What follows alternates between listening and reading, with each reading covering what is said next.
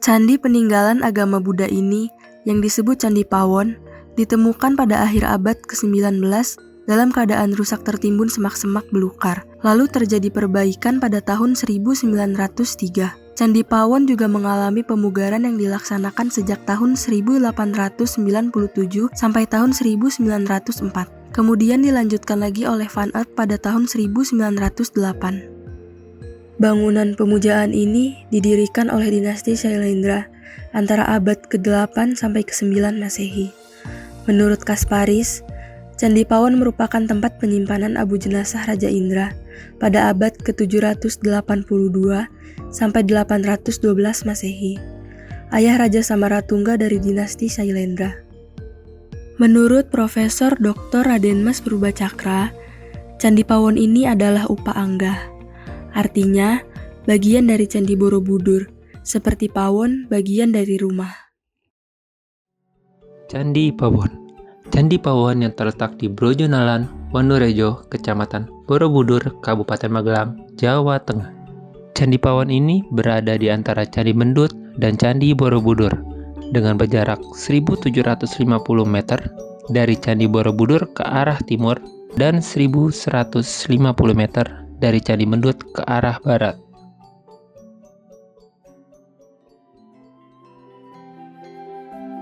Di Candi Pawon juga sama seperti di Candi Mendut dan Borobudur, orang umat Buddha akan melakukan prosesi pradaksina ataupun berjalan mengelilingi candi searah jarum jam. Juga ada dilakukan meditasi di dalam juga untuk mendapatkan satu pencerahan tentang dharma ataupun kebaikan sesuai dengan simbol yang ada di relief Candi Pawon itu sendiri.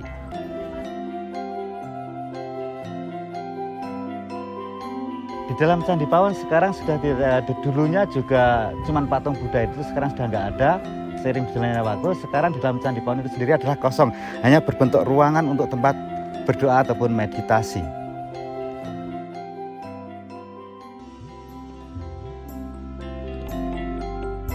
Setiap candi mempunyai relief yang jelas berbeda. Kayak di Candi Mendut itu banyak ceritanya menggambarkan cerita fabel ataupun binatang, sedangkan di Candi Pawon ini menggambarkan juga perwujudan kinara dan kinari. Kinara dan kinari itu adalah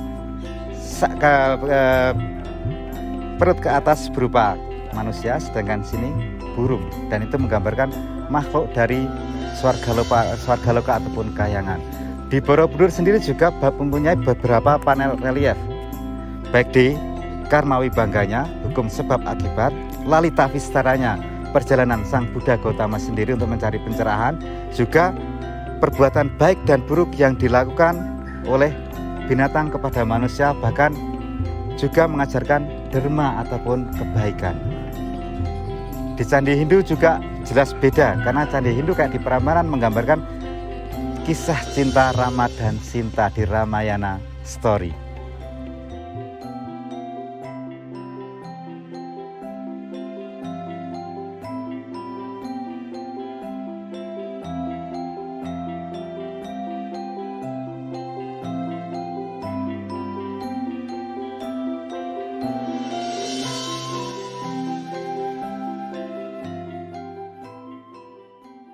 Material Candi Pawon terbuat dari batu andesit.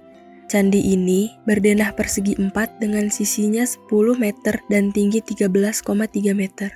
Bangunan Candi Pawon ini menghadap ke arah barat. Pintu masuk candi yang berada di sebelah barat. Pada anak tangga di pintu masuk dihiasi makara-makara. dan pada ambang atas pintu masuk terdapat hiasan kala. Atap candi berbentuk persegi bersusun dengan dihiasi berupa stupa-stupa kecil di masing-masing sisinya. Dan puncaknya dihiasi dengan sebuah stupa yang lebih besar.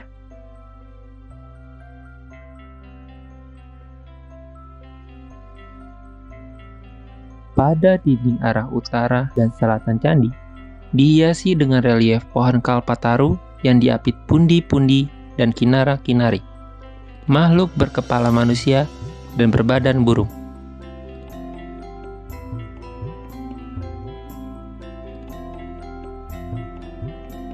Bangunan Candi Pawon secara arsitektural terbagi menjadi 3 bagian, yaitu kaki, tubuh, dan atap candi. Bagian kaki candi berupa batur setinggi 1,5 meter. Pada kaki candi ini banyak dihiasi ornamen-ornamen seperti bunga dan sulur-suluran. Bagian tubuh candi dihiasi arca-arca bodhisattva, dan bagian atap candi dihiasi stupa. Pada dinding bagian depan candi, di bagian atas pintu masuk candi, terdapat relief yang menggambarkan Kuera, dewa kekayaan dalam posisi berdiri.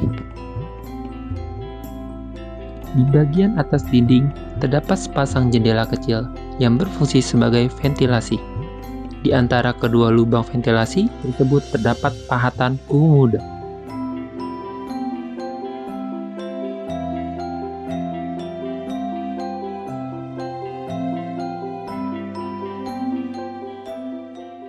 Kalau mengambil air di sana untuk cuci muka dan sebagainya, ada satu pertanyaan dapat ke menjadi lebih muda, menjadi lebih fresh sebenarnya. Kenapa dinamakan Sendang Kampung?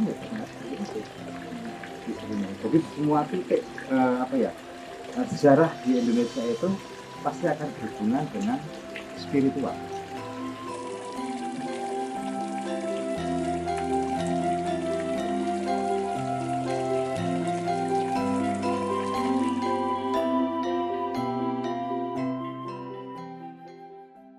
Mata air tersebut juga digunakan pada acara Waisak tahun 2023, di mana ratusan umat Buddha mengadakan prosesi untuk menyucikan diri.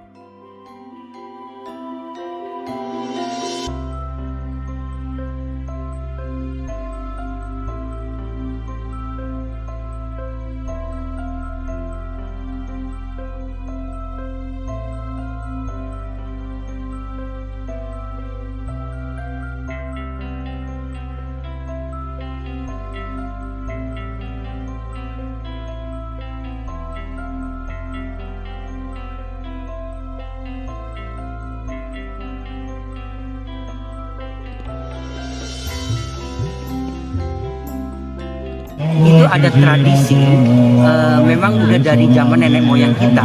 Sebelum pergi ke candi, itu kita harus membersihkan diri. Kita harus cuci tangan, cuci muka, cuci kaki. Nah, ternyata di setiap candi itu pasti di sekelilingnya itu ada mata air.